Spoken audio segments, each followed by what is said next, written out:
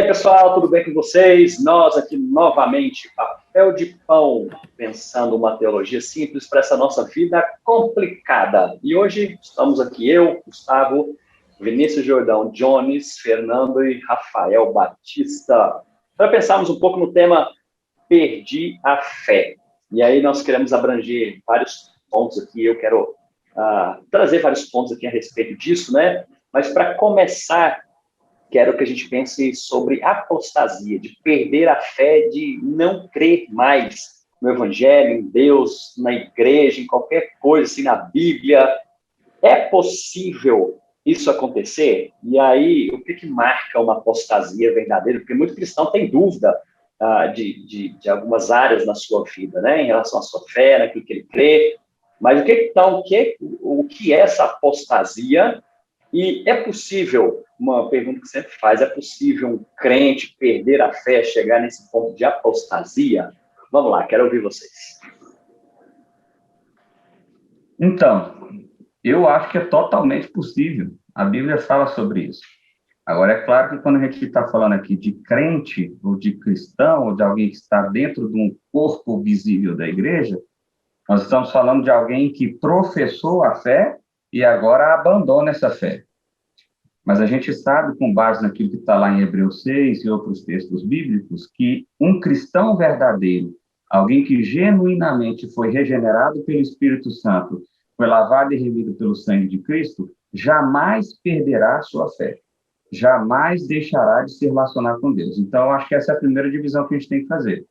Alguém que é um cristão nominal, que se diz cristão, pode amanhã dizer que não é mais cristão, pode amanhã dizer que não crê mais no Evangelho, pode amanhã perder a sua fé. E a Bíblia fala sobre isso. O apóstolo Paulo fala em 2 Tessalonicenses que nos fins dos tempos, nos últimos dias, haverá apostasia, haverá pessoas que vão abandonar a fé. Então, Paulo estava falando dessa igreja visível, dessas pessoas que declaravam uma fé e agora declaram que não creem mais nisso. Então, eu diria assim, é possível.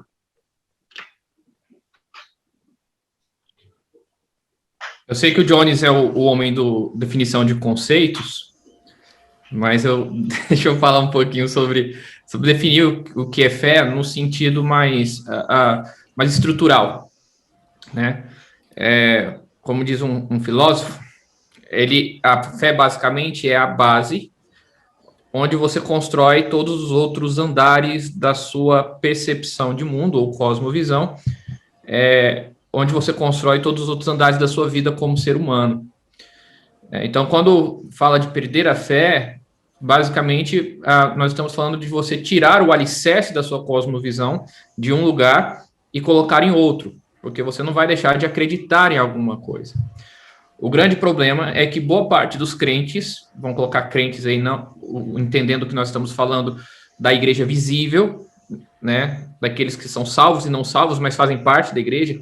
Então, tem muito crente dentro da igreja que é idólatra. Na verdade, não tem Jesus como a sua fé. Ele acredita em outra coisa. Ele acredita na igreja, ele acredita na tradição, ele acredita na sua prosperidade, ele acredita na sua oração até, ou oração da igreja, mas não acredita em Cristo. Então, se sua fé está baseada em qualquer outra coisa que não seja Cristo Jesus, essa fé pode ser desfeita, ela pode perder valor e o prédio desmoronar. A sua cosmovisão, ela deixar de ser aquela que tinha antes. Se a gente fala que perder a fé está ligado a deixar um conjunto de crenças que eu tinha, isso é totalmente possível, né? A questão é que a fé em Cristo Jesus, essa não cai, essa não deixa de acontecer. Porque nós estamos falando de uma base colocada pelo próprio Espírito Santo, e não por aquilo que eu acredito. Fantástico. Entendi. Eu não tenho muito o que acrescentar, não. Os dois foram sensacional. Tem um versículo. Pode perguntar, me pergunta outra coisa. Pois é, então vamos lá, né? Você falou muito bem nesse ponto aí, mas como que a gente explica, por exemplo, vou pegar igrejas aí que teoricamente são muito parecidas, né? Mas como que a gente explica, por exemplo, pessoas que migram a sua fé? Eu estou falando agora nem mais de apostasia, de não crer nada, o Rafa falou aí, né? Fé em outra coisa. Mas como que a gente explica, então, fenômenos que Por exemplo, pessoas que saem de igrejas que nós, né, falamos assim, genuinamente cristãs, que creem na Bíblia, creem em Jesus unicamente, creem em Deus a toda glória, todos aqueles pontos que a gente entende como uma fé legítima, né, que nós já conversamos sobre isso aqui, em alguns programas anteriores. Mas como explicar, então, pessoas que vão para outras igrejas, outros tipos de fé? E eu não estou falando de gente que abandona simplesmente a igreja, abandona simplesmente o evangelho em si, né? Mas gente que migra para outra igreja, outras vertentes de igreja. Como é que a gente explicaria isso? Essa é uma boa pergunta, porque, de fato, isso acontece muito e está acontecendo muito, né?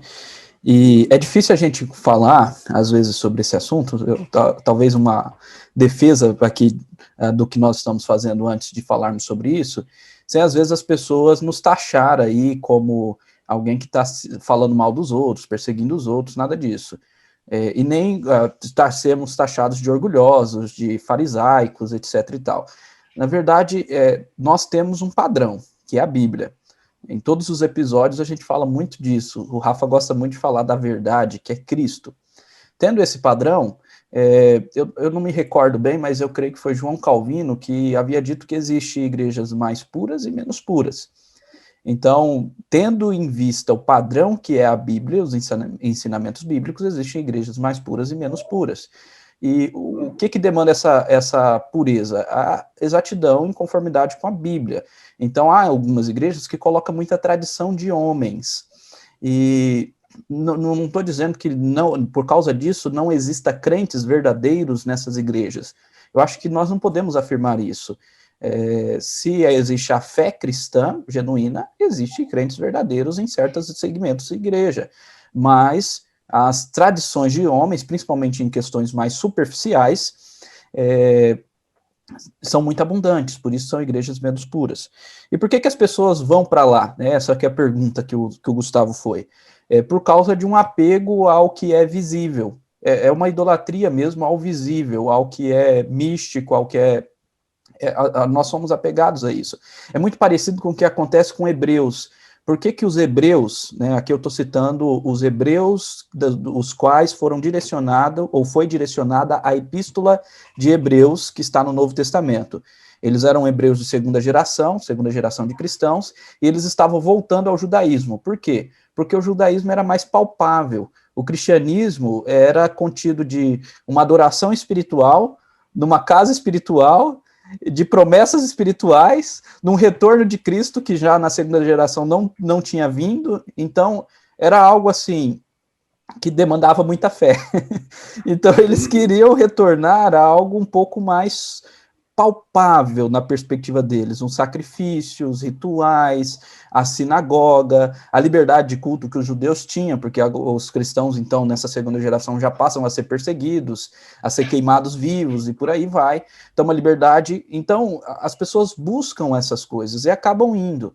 Mas o autor de Hebreus é muito válido, né? Ele fala que os da fé não retrocedem para a perdição. Então, os verdadeiros da fé, eles não vão retroceder. Então, aqueles que professaram a fé, mas não tinham a verdadeira fé, às vezes até retrocedem, mas os verdadeiros não. Então, a gente tem que tomar cuidado, de fato, com esse apreço pelo material, pelo palpável, sendo que a nossa fé tem que ser única, exclusivamente em Cristo, em suas promessas, mesmo que nós não estejamos vendo, mas continuamos crendo. Gustavo, eu posso tomar o seu lugar aí e fazer uma pergunta para o Johnny? Para mim? Para continuar o raciocínio. Quando você fala de um cristianismo palpável, será que isso está ligado à segurança de vida? Também. Né? Porque você pensa aí que há vertentes do cristianismo que oferecem um estilo de vida material, né? Segurança de vida, conforto, etc. e tal, mas também, quando eu falo palpável, eu estou falando de rituais, né? Porque há uma vertente de cristianismo que é extremamente ritualístico, né? Você pega aí o catolicismo romano, né, que é extremamente ritualístico. Você tem elementos como incensário, como os próprios templos, a confissão ao padre, etc. e tal, que são os santos, né, as imagens para adoração ou para veneração, conforme eles falam. Então, são coisas palpáveis, né? Certa vez, um irmão usou até um argumento assim, né, que ele vê o cristianismo como vários barcos flutuando. E um grande barco é o catolicismo romano, porque é o mais antigo e tudo mais. E os outros barcos são os protestantismos, mas são barquinhos pequenos. E eles saíram desse barcão e eles nem sabem por que saíram e tudo mais, mas vivem esse nicho dos barquinhos. E aí ele estava voltando pro antigo catolicismo romano, porque ele estava voltando para esse barcão grandão para descobrir a sua origem. E esse é um erro, né? Porque, na verdade, para descobrir a nossa origem, a gente precisa ir para a Bíblia, para aquilo que Cristo fez, e não para os sistemas ritualísticos das tradições humanas. Então, tanto isso, né, os que oferecem estilo de vida, como também os que oferecem mais rituais, mais elementos religiosos nos quais as pessoas gostam de se apegar, ao invés de apegar na adoração simples em espírito e em verdade. O John citou a igreja romana, mas isso também é dentro de igrejas evangélicas. Sim, a gente vê sim. todo esse movimento, né? Tudo místico, visual, material. Isso entrou na igreja evangélica mesmo com força, né? Tá Vinícius, uma coisa que eu queria falar disso aí, que eu acho que a migração da fé, ela tem a ver com uma permanente busca de resposta para o coração. Então, eu acho que quando as pessoas migram a sua fé, seja do mundo evangélico, do mundo católico, para o mundo espírita, ou para o budismo, ou para o hinduísmo, ou seja lá para onde essa pessoa vá, o que ela está procurando é uma resposta. O que ela está procurando é um preenchimento do coração. Então, há um questionamento, há um vazio ali, e isso precisa ser preenchido por alguma forma. Então, como o Jones bem colocou, tem pessoas que vão entender, e eu acho que esse entendimento ele acaba sendo temporário. Tem pessoas que vão entender isso dentro de um rito, dentro de uma forma de falar, e de uma forma de fazer religiosa. E tem pessoas que vão entender isso através de uma experiência mística, que às vezes é oferecida, por exemplo, na religião de matriz africana, com mais intensidade. Mas o fato é que o problema é que as pessoas ainda estão buscando uma resposta. E elas ainda não se encontraram com Cristo. E por isso elas estão no processo migratório. E por isso acontece dentro da própria igreja evangélica. Ou seja, as pessoas que saem da Assembleia, vai para a Batista, vai para Deus é Amor, vai para a Presbiteriana, vai para... As pessoas, na verdade, elas não se encontraram com Cristo. E elas estão buscando uma resposta dentro da realidade religiosa ali. Então, essa migração, seja de uma fé para outra, ou seja, da mesma fé, dentro do mesmo ambiente religioso, vamos dizer assim, na verdade, mostra que o homem não se encontrou com Cristo. Mostra que o homem ainda está à procura de algo e ele ainda não se satisfez. E não satisfez porque ainda não se encontrou com o Evangelho. Assim, essa é a minha humilde opinião. Ai, tá humilde, viu? Bacana. Bom, eu quero que a gente possa pensar... Diga, Jones. Eu ia falar, uma analogia legal para a opinião do Vinícius é da mulher samaritana, né? Que teve 5 maridos, o sexto não era marido e não preencheu o vazio, precisava da água da vida. Né? É a mesma coisa, né? Eu vi uma frase do Josimar Bessa recentemente assim: você se decepciona porque espera muito da igreja e pouco de Cristo, né? As pessoas ficam pulando de galho em galho, mas nós precisamos da água da vida. E por falar nisso, gente crente, certo? Que confessa em Jesus. O que eu tenho percebido muito, parece que esse pessoal perdeu a fé que Deus está cuidando de tudo. E aí deposita a fé, por exemplo, em vacina, em alguma coisa nesse sentido, assim, né? Tem gente que trava, tem gente, assim, com muito pavor da morte. E eu entendo, por um lado... Porque... Negacionista, fascista, taxista... É desse tipo. Taxista é o pior, não? Cuidado. Rapaz, e aí eu vejo gente assim, desesperada, com medo da morte, assim, a ponto de simplesmente paralisar. Né? E claro que a gente entende o negócio do ser humano, assim, que tem um medo do desconhecido, porque a gente não sabe, né? como que essa passagem, como é que vai ser isso? Mas parece que eu percebo que tem gente meio que perdeu a fé, simplesmente no sentido de que Deus está cuidando, né? De que está no céu é muito melhor, está com Cristo, é incomparavelmente melhor, mas, enfim, né? Eu estou quase dando a resposta aqui já, mas da minha pergunta, mas eu queria que vocês pudessem falar, assim, parece que a gente perdeu simplesmente a fé num Deus que cuida, e tem fé em muito mais outras coisas, como, por exemplo, a vacina para poder viver seu cristianismo, né? Afinal, depois disso, eu posso, né, viver plenamente para o Senhor, que eu vou estar bem, eu vou estar liberto. Como é que a gente explica um troço desse, assim? Porque nós estamos falando de gente que é cristã, né? Teoricamente. A pergunta que eu fiz para o Jones tem a ver com isso, a questão da segurança. Ele fez uma boa análise em relação à religião no seu sentido estrito, mas hoje, quando a gente fala de religião, ou quando a gente fala de fé, a nossa fé não está mais quase em símbolos, né? Até o catolicismo sofre com isso hoje. Quem, na verdade, surfa nessa onda são as igrejas da prosperidade, as neopentecostais, que o povo brasileiro é muito místico ainda, mas como as pessoas estão buscando manter a sua estabilidade de vida, a sua segurança naquilo que para eles é real. E aqui, para nós cristãos, a realidade não é a que a gente vive agora, mas na verdade aquilo que já foi prometido em Cristo Jesus. Aqui é apenas um reflexo, uma apresentação muito introdutória do que Deus já nos deu. Só porque as pessoas não conseguem enxergar isso. E aí, para mim, é um sinal muito claro de falta de fé. É um sinal muito claro de não crer que em Cristo e na promessa dele, no qual ele diz que as coisas que nós vamos viver realmente verdadeiras está no porvir, na volta dele. E a gente se agarra a tudo aquilo que pode nos dar um pouquinho de segurança ou um pouquinho vamos colocar assim, uma extensão da minha vida que eu tenho aqui hoje. Enquanto no passado algumas pessoas queriam morrer logo para encontrar Cristo, hoje as pessoas querem viver o máximo de tempo possível. E é uma prisão. Isso é uma prisão, porque essa vida é uma prisão. Ou eles não conhecem a verdade e são presos a ela, ou simplesmente eles não estão usufruindo, gozando daquilo que é o próprio Deus, que é eterno, né? Então, a segurança não está em Deus, a segurança está naquilo que eu posso encostar, que eu posso pegar. Por isso os ritos tão importantes, por isso a ciência é tão importante, né? Vocês concordam com isso? Concordo. O Jones hoje não está falando muito, não. Tá, não, mas vou ter que falar sim ou não. Por quê? Justifica isso aí. Aí é melhor, fica mais completo. Pode marcar X?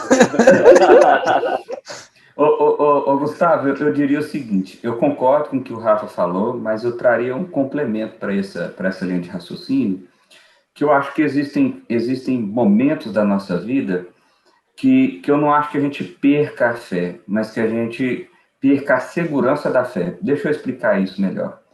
Quando a gente olha para o caso de Elias, por exemplo, depois de vencer os profetas de Baal, com Jezabel, aquele negócio todo, ele foi para o deserto e falou, Deus, eu quero morrer, porque o povo não converteu, o povo não adorou você do jeito que eu achei que ia adorar, é fogo do céu, é milagre adoidado, é parar de chover, é volta a chover, e esse povo maldito não te adora. Então eu não vou largar de mão disso aqui, eu não quero isso aqui mais não. Então, você percebe que há um desespero da alma ali. E não é que Elias tinha perdido a fé dele, Elias tinha perdido a fé no homem, Elias tinha perdido a fé nas circunstâncias. E por alguma razão, me parece que Elias tinha perdido a fé, até inclusive de que Deus estava no controle da história. Porque para ele desejar a morte e achar que aquilo não valeu de nada, pode parecer, pelo menos eu tenho essa impressão. Então, eu acho que existem momentos da nossa vida que a gente passa por dificuldades tão grandes que a gente parece que a gente perdeu a fé. Parece que a gente perdeu a segurança em Deus. Parece que a gente esqueceu que Deus é dono de tudo e que Ele está no controle de todas as coisas e que a nossa promessa é a promessa de uma vida eterna.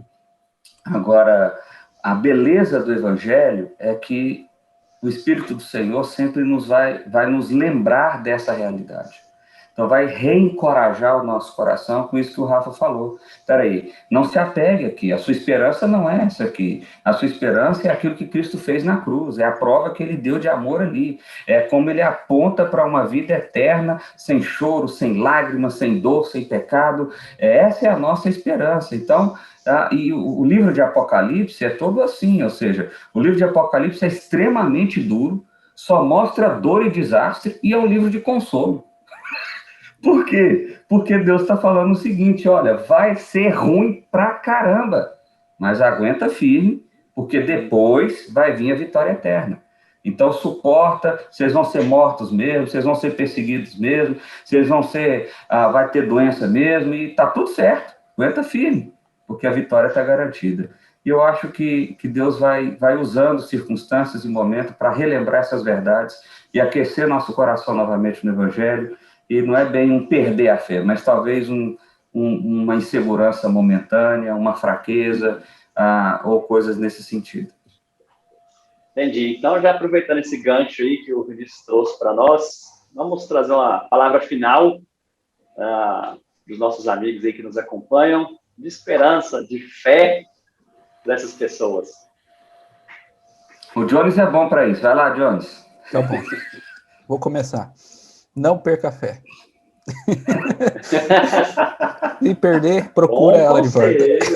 Bom conselho. Deixa eu indicar um livro, deixa eu aproveitar, vou indicar um livrinho.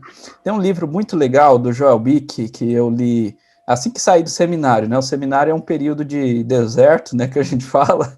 Então, assim que saí do seminário, eu precisava de restauração de fé espiritual, e eu li esse livrinho chamado De Volta para os Braços do Pai. A cura para quem se desvia dos caminhos do Senhor. Joel Bick. Ele é um livrinho, um livretinho, mas é extraordinário, e ele ajuda nós a refletirmos sobre o nosso coração, sobre o desviar.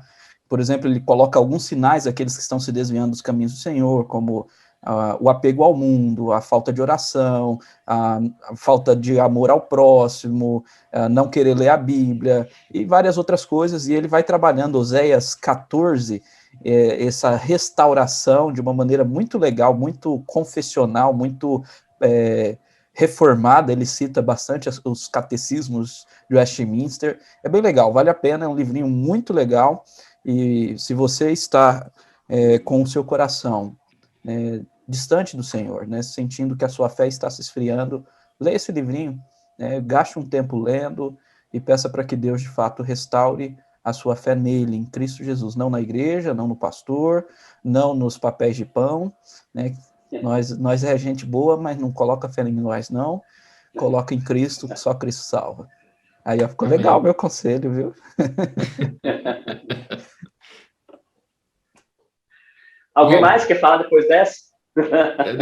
Deixa eu falar, eu lembro bem de uma passagem, aqui na minha cabeça, ela se repete em todos os evangelhos, mas na minha cabeça está aqui lá em Marcos 4, né? Marcos 4 vai falar da tempestade e de Cristo deitado no barquinho, dormindo, e as pessoas desesperadas do lado de Cristo, né? O barco vai afundar, e aí Jesus levanta e diz, onde está a fé de vocês, né? E ele vira, então, e manda parar toda a tempestade. Em uma outra passagem que tem esse mesmo contexto, ele vai dizer, há tanto tempo eu estou com vocês, e até agora vocês não perceberam quem eu sou? O nosso vacilo na segurança da fé, para mim, a característica é essa, nós estamos no barco, a gente não vai afundar, mas as tempestades muitas vezes vão nos assustar. Agora, não se esqueça, até como uma exortação de Deus, uma exortação de Cristo na sua vida lembre-se que eu estou com vocês. Há tanto tempo eu estou com vocês e até agora vocês não entenderam quem eu sou. Essa é a pergunta que Jesus repete o tempo todo em Marcos. Talvez porque Pedro não tinha entendido isso, e Marcos é uma representação de Pedro.